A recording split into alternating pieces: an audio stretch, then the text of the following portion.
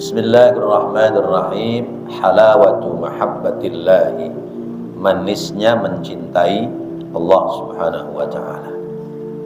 Iyyaka,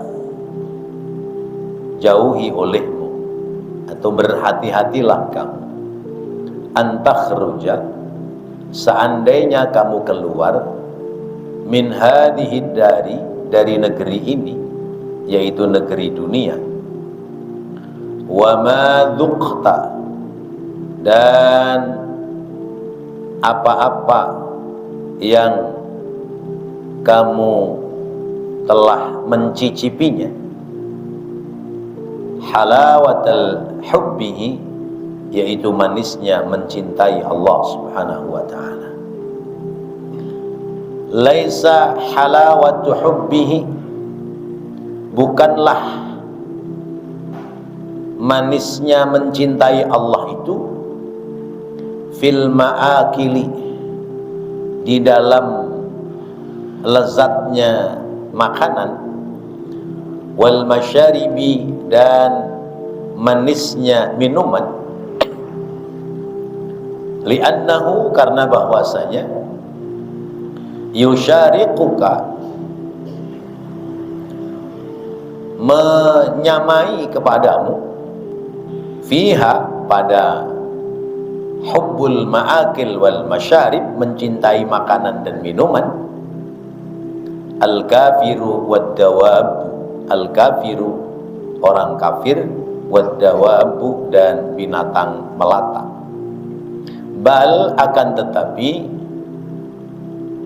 syarik al-malaikata, menyamailah, mendapatkan halawah itu bersama dengan malaikat, yakni fi halawati dzikri, pada manisnya merasakan manis lewat berzikir kepada Allah, wal jam'i 'ala Allah ta'ala, dan merasakan manis ketika berkumpul bersama dengan Allah subhanahu wa ta'ala. Li'annal arwaha, karena bahwasanya roh-roh itu la tahtamilu, tidak mampu menanggung, rasyasan nufusi, percikan-percikan hawa nafsu. Fa idzan ghasamat, maka apabila nafsu itu menenggelamkan dirimu, fa idza in ghasamta, apabila nafsu itu menenggelamkan kamu, fi jifatid dunya, ke dalam bangkai dunia, ke dalam kenikmatan dunia, yang dunia itu adalah bangkai, la tasluhu, maka kamu tidak pantas lil muhadarati, untuk hadir di hadapan Allah, untuk berinteraksi dengan Allah. Li'anna hadratallahi ta'ala, karena bahwasanya bertemu dengan Allah, berada di hadapan Allah ta'ala itu, la yadkhuluha, tidak akan masuk ke dalam hadiratnya Allah, tidak akan sampai ke dalam hadapan Allah, al-mukhallituna al-mutakhallituna binajasatil maksiyati, orang yang mencampur adukkan dalam hidupnya dengan najis-najis kemaksiatan. Fatahhir qalbaka, maka sucikan hatimu minal aibi, dari segala kekurangan. Yuftahu, dibukakan laka bagimu, babul ghaibi, pintu ghaib, yaitu pintu menghadap kehadirat Allah. Wa tuba ilallahi, dan bertaubatlah kamu kepada Allah, warji' ilaihi, dan kembalilah kepadanya, bil inabati, dengan sentuhan-sentuhan penyesalan, wadzikri, dan selalu mengingat kepada Allah, wa man adama qar'al babi yuftahu laha. Wa man, dan siapa orang adama yang terus menerus qar'al babi, menggedor-gedor pintu mengetuk-ngetuk pintu, yuftahu, pasti dibukakan pintu itu lahu baginya. Walaulal mulatafatu, dan seandainya tidak ada saling menyayangi antara dirinya dengan Allah dan Allah terhadap dirinya, ma qulna laka dzalika.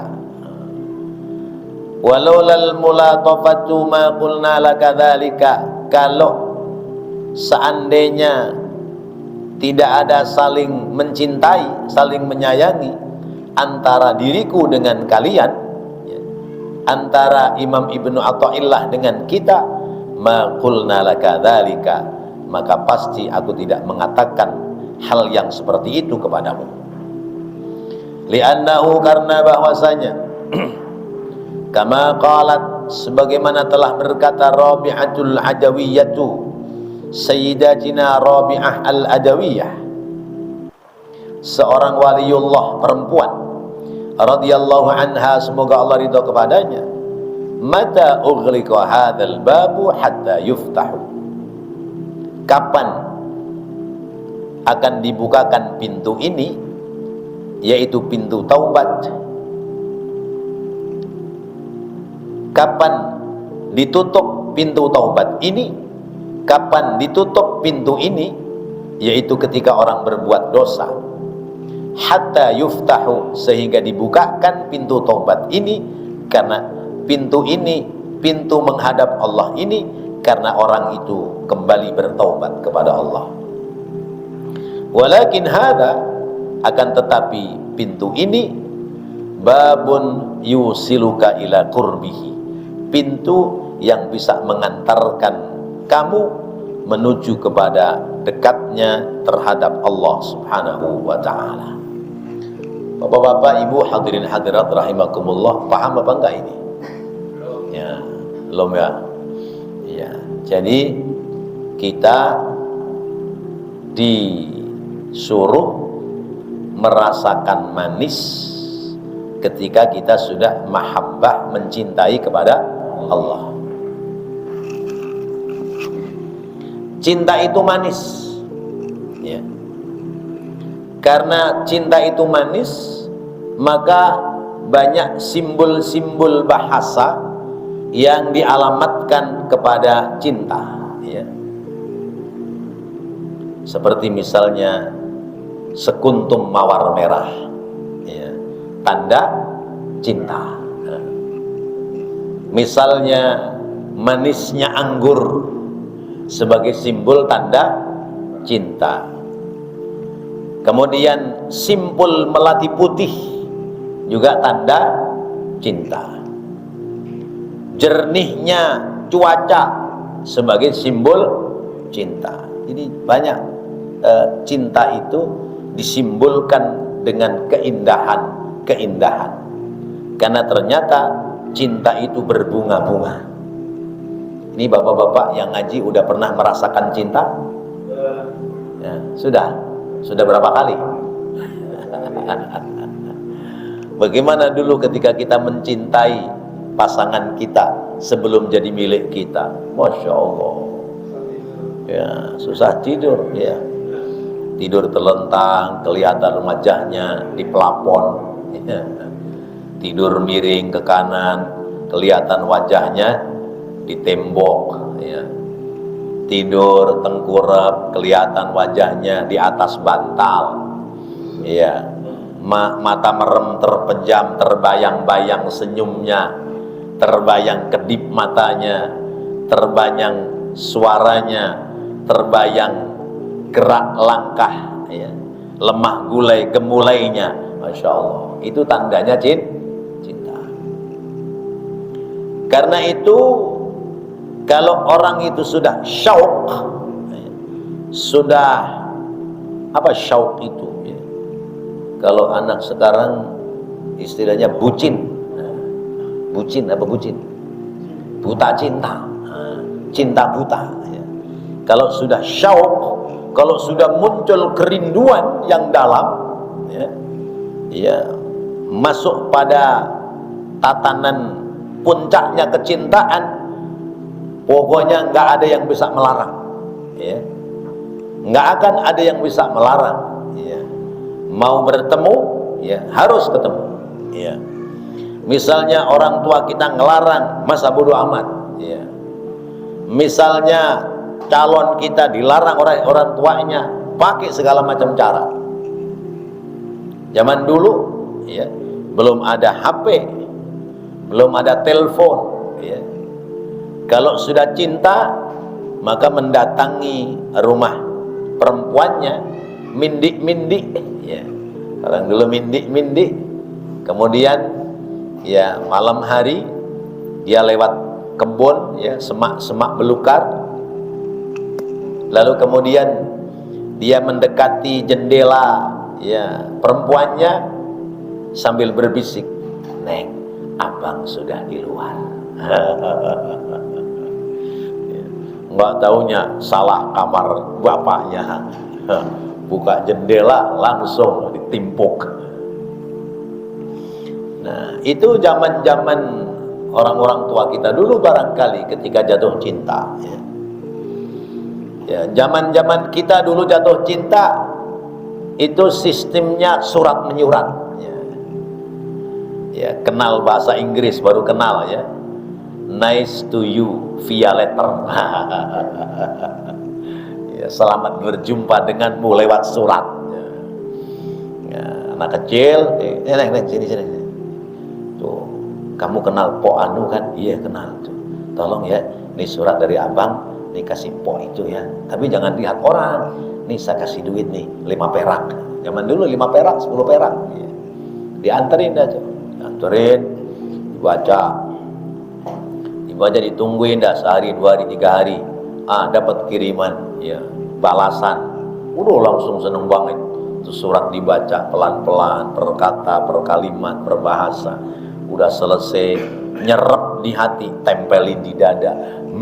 Luar biasa. Tuh suratnya dikecup berulang-ulang kali, ya. Masya Allah. Itu tandanya cinta. Nah, kalau balasan suratnya tidak menjawab cinta, apa yang terjadi? Ya kecewa, ya. Ada istilah cinta ditolak, dukun bertindak. Kudu nyari ke paranormal ini. Siapa yang paranormal nih? Datang, biarin, biar digosok-gosok sama dia, ya, biar kelepok-kelepok. Nah, itu namanya orang sudah cinta. Ya, namanya orang sudah cinta, ya. Berjuta bintang di langit, hanya satu yang bercahaya, ya. Banyak gadis yang cantik, hanya adik yang ku cinta. Masya Allah, tuh bahasanya sampai setinggi itu, ya, ya, pantun itu. Jadi lagu, ya. Lah itu cinta antar sesama makhluk, ya. Cinta antar sesama manusia saja, kalau cintanya tidak terpenuhi karena ditolak, kadang sampai bunuh diri. Masya Allah. Karena cintanya tidak diterima, sampai bersumpah nggak mau nikah sepanjang hidup. Ada yang begitu. Itu baru cinta antar sesama manusia. Bisa kita bayangkan coba. Cinta antar sesama manusia saja sampai sebegitunya, ya. Kalau kecintaan zaman sekarang mah gampang, ya, karena ada HP, ya. Anak laki seneng sama anak perempuan, nanya ada tuh sama temen-temennya, tahu nggak nomor HP-nya si itu? Ya, tahu, main video call aja, ya. Video call, ya. Ngobrol dah tuh, ya.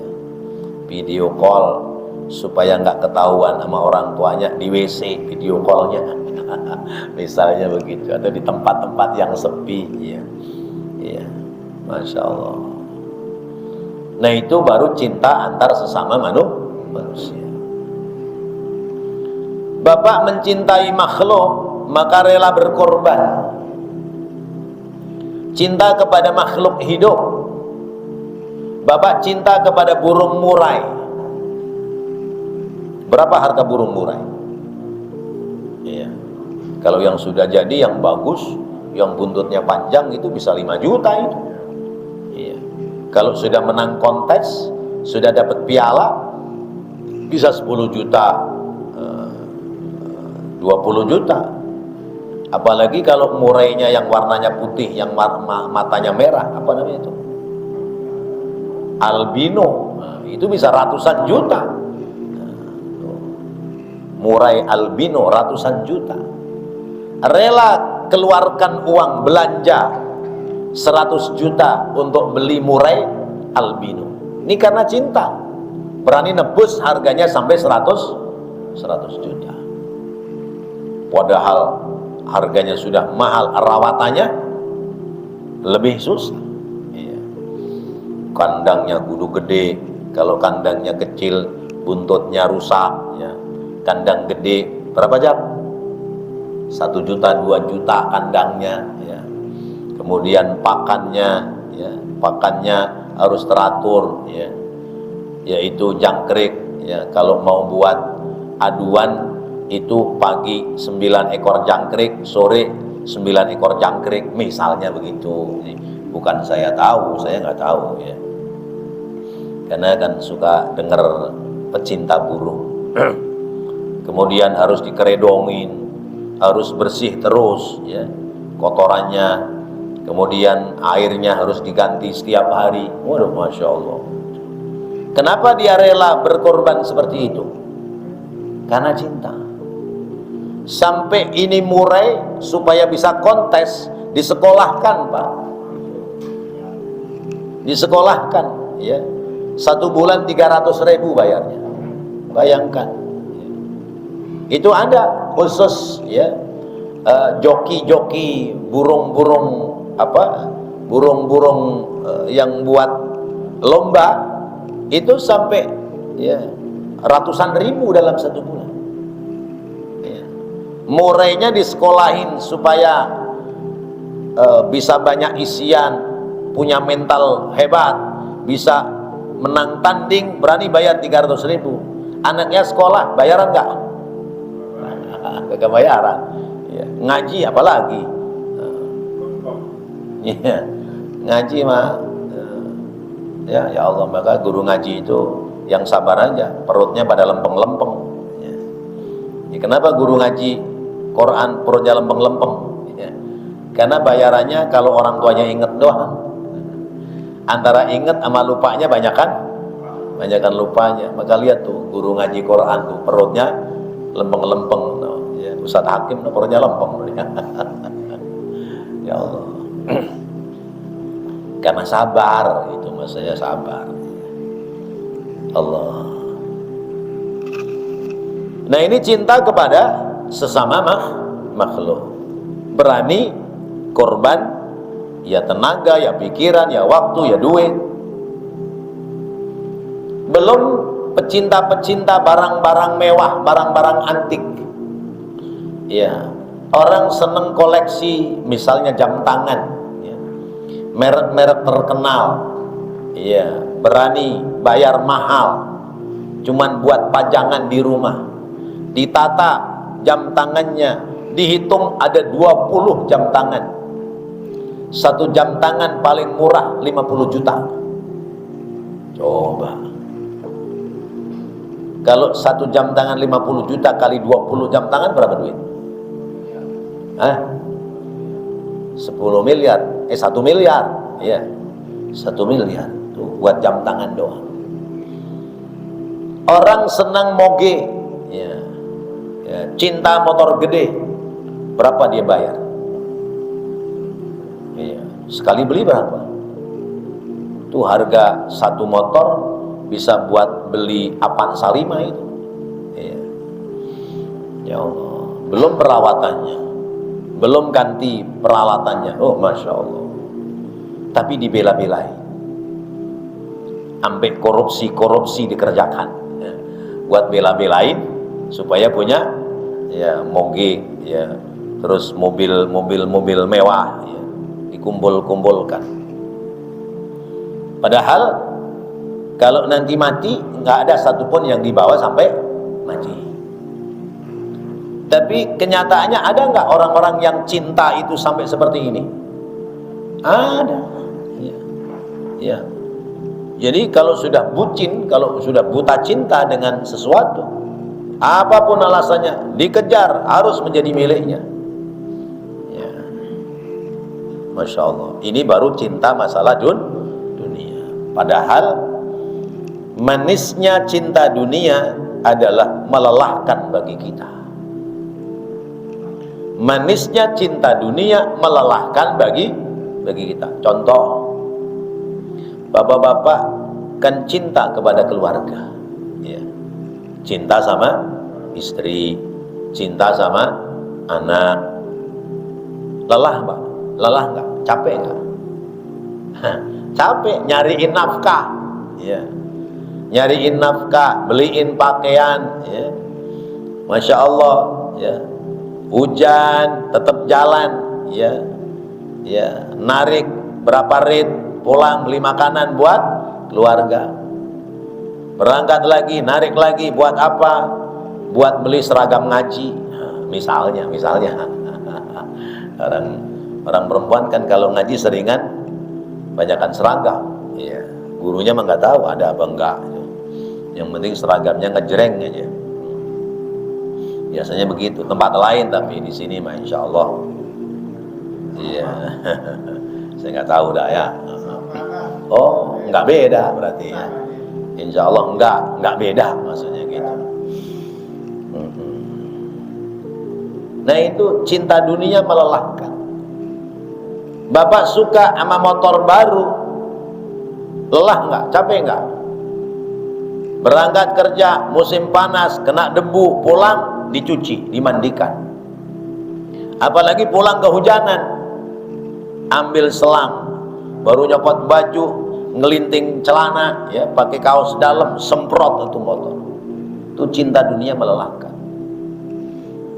Maka kata Allah, wa mal hayatud dunya illa mata'ul ghurur. Tiadalah kecintaan kepada dunia itu kecuali kesenangan yang sering menipu. Kita sering tertipu oleh kesenangan-kesenangan dunia. Apalagi alat-alat telekomunikasi semacam handphone, ya. Itu setiap bulannya update terus, ada model baru muncul lagi, terus begitu. Nanti dibuat ketika 1 tahun itu sudah ketinggalan, ya, ketinggalan zaman. 1 tahun lagi ketinggalan lagi, supaya kita beli lagi. Sementara belinya baru, mahal, begitu jual nggak ada harganya lagi. Nah itu cinta kepada dunia. Maka berhati-hatilah kamu. Kalau kamu nanti saatnya keluar dari dunia, sementara belum mencicipi manisnya cinta kepada Allah, adalah sebuah kerugian besar, ya. Maka kita harus mampu mencicipi manisnya cinta kepada Allah Subhanahu wa ta'ala. Kita bisa cinta kepada dunia, tapi kita tidak cinta kepada Allah. Zahirnya ngaku cinta kepada Allah, tapi lebih cinta kepada dunia, berarti cintamu kepada Allah palsu. Ya. Ada kepalsuan, ya. Ada lagunya kan tuh, ya. Cintamu penuh dengan kepalsuan. Apalagi cintanya urusan dunia sampai menghalalkan segala cara, sementara cinta kepada dunia yang masih mengikuti aturan Allah saja, kalau sampai meninggalkan kecintaan Allah adalah sebuah kerugian yang besar, ya. Sampai-sampai Allah mengingatkan, katakanlah wahai Nabi Muhammad, sallallahu alaihi wasallam, seandainya kecintaanmu kepada orang tua, kecintaanmu kepada istrimu, kecintaanmu kepada anak-anakmu, kecintaanmu kepada harta bendamu, kecintaanmu kepada kendaraanmu, kecintaanmu kepada rumah-rumah tinggalmu melebihi cintamu kepada Allah, maka kata Allah, fantadhiru, ya, tunggu saatnya sampai Allah memberikan ketentuan kepada kita. Artinya apa? Allah memberikan ketentuan kepada kita bahwa kita ada batas umur hidup di dunia. Kalau cinta kita habiskan untuk urusan dunia, mengabaikan cinta Allah dan cinta kepada Rasulullah, tunggu saatnya nanti. Bisa jadi Allah lenyapkan kecintaanmu itu kepada dunia saat di dunia, ya. Dunia yang kamu cintai dilenyapkan oleh Allah, atau dunia yang kamu cintai sampai batas kematianmu, yang kemudian kamu mendapatkan penyesalan. Kenapa? Karena ternyata cintanya cinta salah dalam mencintai, ya, salah dalam mencintai. Karena itu mencintai Allah dan Rasulnya harus terataskan dibanding dengan mencintai kepada selain Allah dan Rasulnya. Cinta kepada Allah, cinta kepada Rasulullah harus di atas segala-galanya. Karena hanya Allah lah yang bisa menolong kita, menyelamatkan kita dunia sampai akhirat. Karena hanya Rasulullah lah sebagai wasilah, sebagai pengantar yang menjadikan sebab kita selamat di hadapan Allah Subhanahu wa ta'ala. Kalau Rasulullah tidak diutus, Rasulullah tidak mengajarkan kepada agama yang benar, lalu kita tidak mendapati jalan kebenaran lewat agama, mana mungkin kita bisa sampai kepada Allah. Kalau Allah tidak mengutus Rasulullah, kita tidak akan mengenal Allah. Rasulullah selesai, maka kita harus mencintai penerus-penerusnya Rasulullah SAW.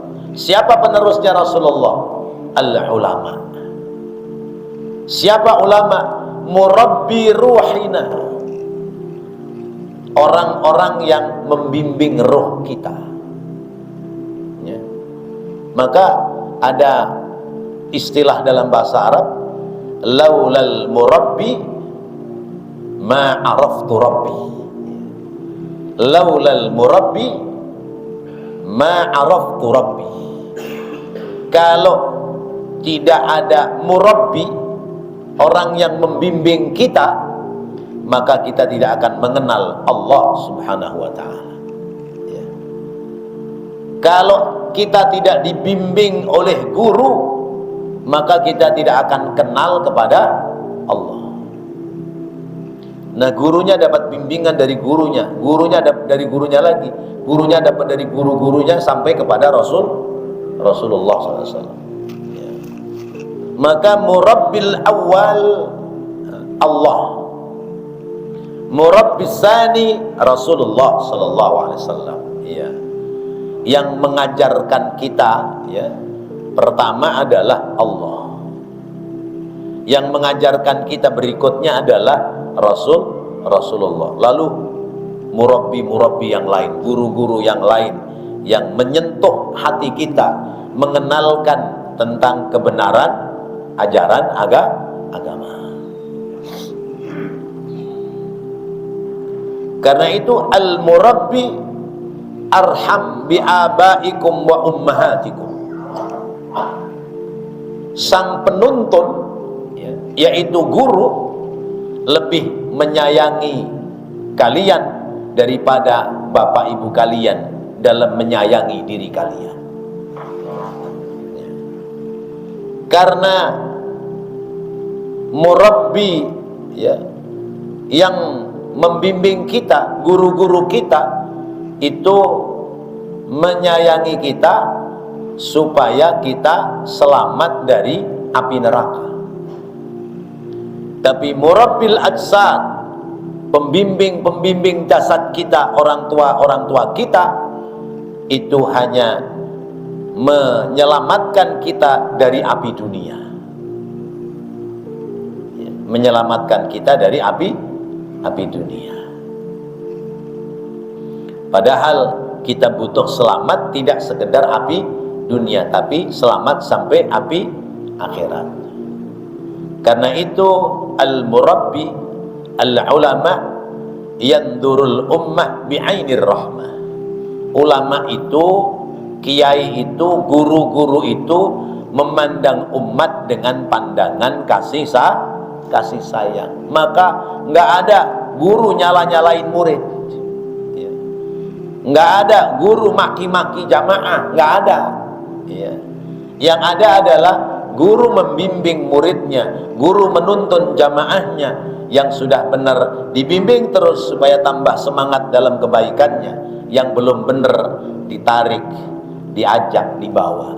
Karena yang belum benar itu ibarat orang terpeleset jatuh ke dalam got. Kalau kita lihat teman kita kecemplung got, ditinggal apa ditolongin? Tolongin. Lalu diantar ke tempat mandi, disiapkan sabunnya, disiapkan samponya, disiapkan handuknya, disiapkan salinan bajunya.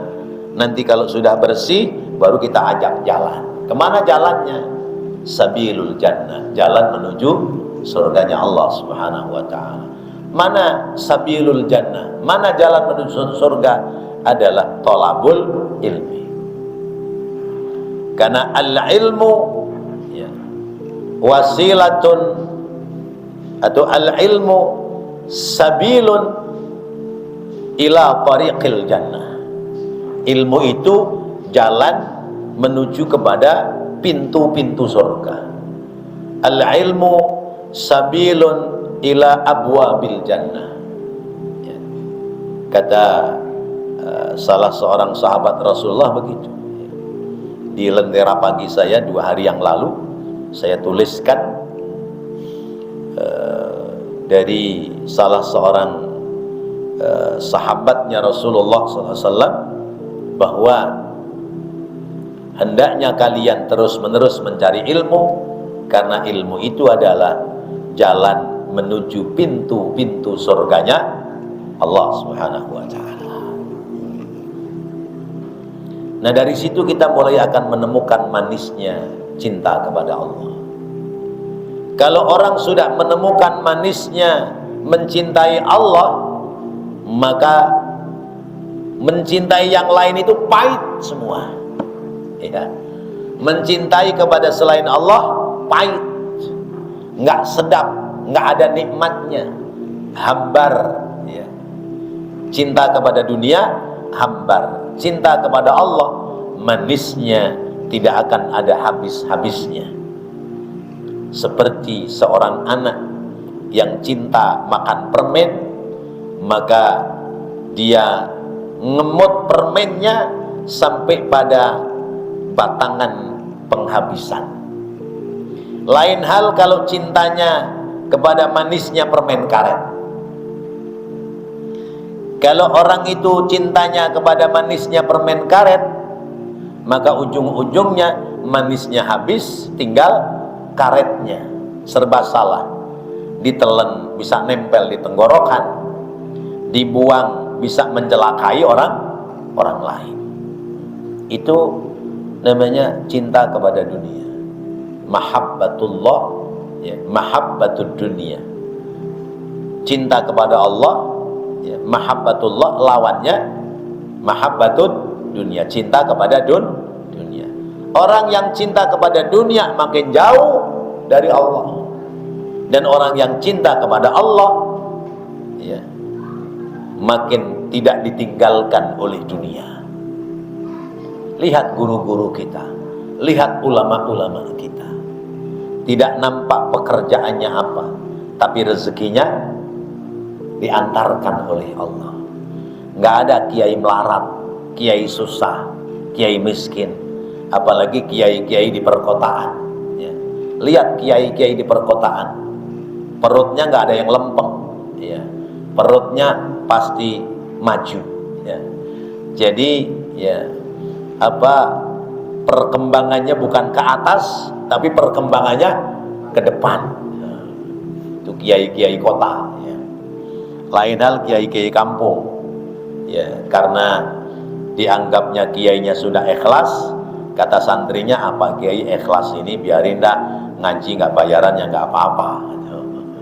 Padahal yang punya ikhlas kiainya, muridnya harus punya tanggung jawab. Bagaimana cara saya berterima kasih kepada guru, itu yang harus ditegakkan. Kalau kamu mencintai manisnya Allah itu kau simbolkan dengan mencintai manisnya makanan dan minuman, maka manisnya makanan dan minuman itu bisa pula dirasakan oleh orang-orang kafir. Orang kafir bisa merasakan manisnya makanan. Orang mukmin bisa merasakan ya, lezatnya makanan. Orang kafir bisa juga ya, maka lezatnya mencintai Allah tidak seperti lezatnya mencintai jenis makanan. Lezatnya mencintai Allah adalah yusyarikuka al-malaikata. Kamu kalau sudah bermusyarakah, sudah bermusyarikah, sudah berkawan dengan malaikat. Kalau orang berkawan dengan malaikat, malaikat itu nggak punya syahwat, nggak punya hawa nafsu, maka berarti jalannya bukan karena syahwat dan nafsu, jalannya karena kebenaran agama. Itu kalau orang sudah cinta pada malaikat.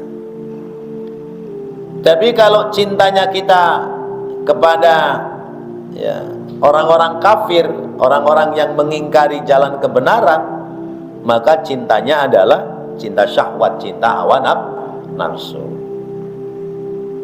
Senang memburu kuliner.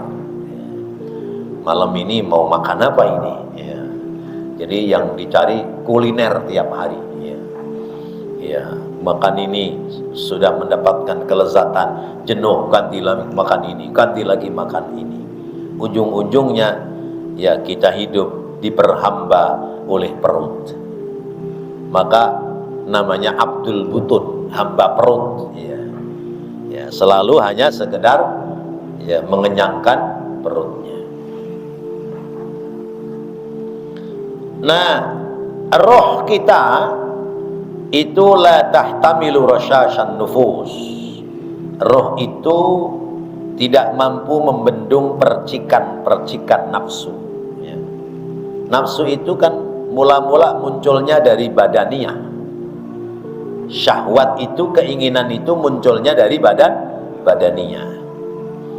Nah, bagaimana roh kita supaya bisa mengendalikan nafsu badaniyah? Maka berkawanlah roh kita dengan para malaikat. Nafsu badaniyahnya ditinggalkan, yang ada adalah nafsu ruhaniyah. Kalau nafsu ruhaniyah, keinginannya adalah bagaimana lebih dekat kepada Allah Subhanahu wa ta'ala, bagaimana berupaya bisa sholat berjamaah 5 waktu, bagaimana berupaya lewat harta yang dimiliki bisa bersedekah setiap hari, bagaimana lewat kenikmatan badan yang sehat bisa memanfaatkan badan sehat ini untuk nilai-nilai kebaikan. Nah, itu namanya sudah mengekang syahwat hawa nafsu, mengedepankan jiwa-jiwa yang bersih sehingga bisa berkawan dengan malaikat, maka dia akan bisa mendatangi hadratullah, bisa membuka pintu-pintu hadirat Allah. Kalau kita sudah bisa nangis malam hari, dekat kita kepada Allah adalah itu sebuah kenikmatan. Kalau kita dalam sholat sudah bisa merasakan nikmat di saat sholat, sebagaimana nikmatnya orang bersetubuh, maka berarti sudah sampai kepada halawah mahabbatullah. Ya. Ketika kita menghadap Allah merasa nikmat sebagaimana kita menikmati lagu-lagu nostalgia yang mengingatkan bayangan kita sekian puluh tahun yang lalu, maka berarti sudah mendapati halawatu mahabbatillah. Maka sholat ya ingin berlama-lama, iya. Berbuat baik inginnya maksimal dan sempurna. Sementara pintu-pintu maksiat, pintu-pintu dosa ditutup rapat-rapat supaya tetap bisa mengetuk pintu hadirat Allah Subhanahu wa ta'ala. Wallahu a'lam bissawab. Mudah-mudahan ini menjadi pemicu bagi kita untuk senantiasa mendapatkan diri kita lebih dekat, menghadapkan diri kita kepada Allah Subhanahu wa ta'ala. Amin ya Allah ya Rabbal alamin. Rabbana taqabbal minna innaka antas sami'ul alim wa tub alaina innaka antat tawwabur rahim. Rabbighfir warham wa anta khairur rahimin. Wa sallallahu ala sayyidina Muhammad wa ala alihi wa sahbihi wa sallam. Walhamdulillahi rabbil alamin. Wassalamualaikum warahmatullahi wabarakatuh.